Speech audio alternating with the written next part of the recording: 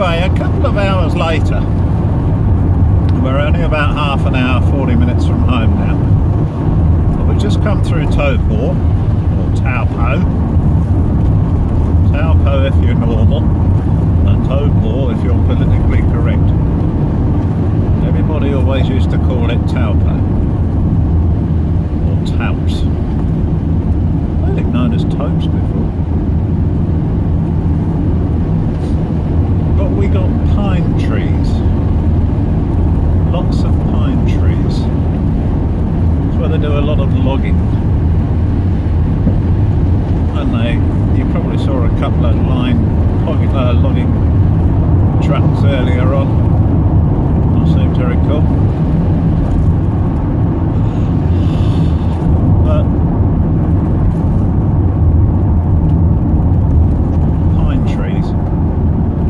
Thousands and thousands of pine. It's like driving through a pine forest. Except they put a bloody great highway through it. They put a bloody great highway through it, or did they put pine trees around the highway? My wife's still here. She's not a very contented cow. Ouch! An advert on TV. One of our rugby players who's espousing the merits of Fonterra, which is our dairy board. It's a co-op of a lot of farmers, or most of the farmers, I think. And he's talking about green fields and producing the best quality milk by contented cows. Producing the best quality milk from contented cows.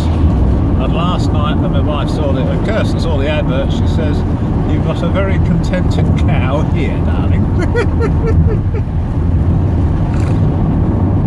So she's a contented cow now.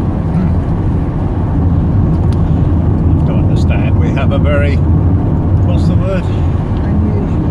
Unusual sense of humour. Weird. She either tolerates me or I tolerate her, or we're both bloody desperate, one or the other. I'm not desperate, I don't tolerate you. She's not desperate and she doesn't tolerate me. Okay. She still loves me. Nice tonight. Now, I took my map off. I just need to make sure that we're heading towards Taugaroa nearly. I imagine it's straight on Taugaroa, Rotorua, Hamilton. Yep, that's us. Okay, straight ahead. Anyway, as you can see, the weather's lovely. Typical summer in New Zealand. Oh yeah. You can get 4 seasons in one day in this country. And you can. In South Waikato. We've just crossed into South Waikato.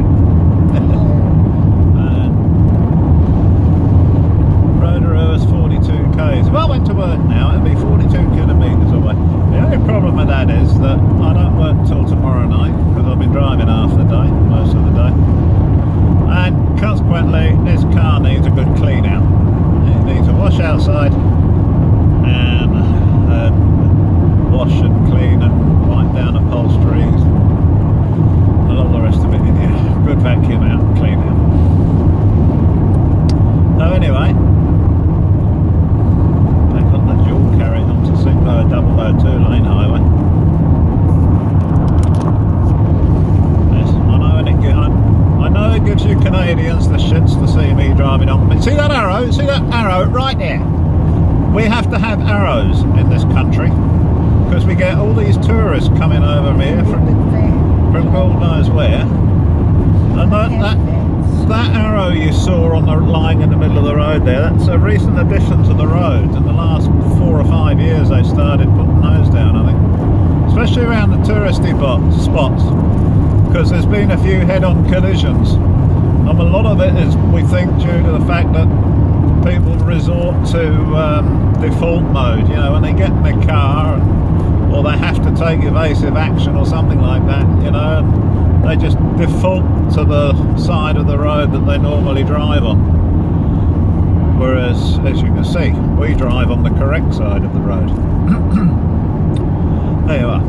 Okay, so that's why we have arrows on the road, if ever you see them in the middle of help you foreigners out. So you don't have head-ons over here. Otherwise you'll go round the roundabout the wrong way, eh, Molly?